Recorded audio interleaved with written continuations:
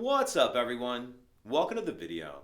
Today we're going to take a look at how to get a 2024 Mitsubishi Outlander unlocked, opened, and started if the key fob dies. So I've taken the battery out of this key fob to demonstrate.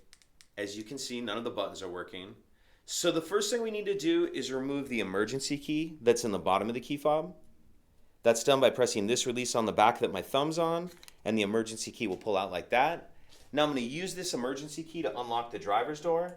So I will turn it to the right or clockwise to unlock and pull it out and go ahead and throw your key back in your fob.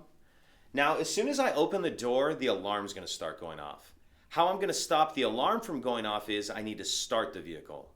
How I'm going to start the vehicle with a dead key fob is I'm going to get in, I'm going to press the stop start button, and then I'm going to touch the key fob, kind of the top of the key fob.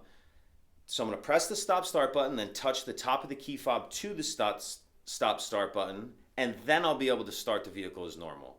I'm going to show all this to you. I'm just going to be going kind of quickly, and the alarm's going to be going off.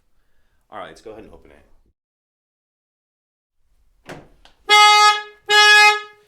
So I'm going to get in, press the stop start button, then I'm going to take my key fob and touch it to the stop start button, and now I should be able to start the vehicle as normal.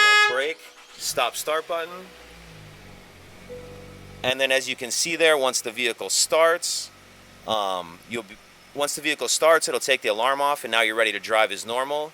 The only difference is with a dead key fob, in order to turn the vehicle off, you can't just press the stop start button. You actually have to hold it down for a few seconds, and then it will turn off. If you have any questions, please let me know. If you could take a second to like and subscribe, it helps us out, and I'd appreciate it.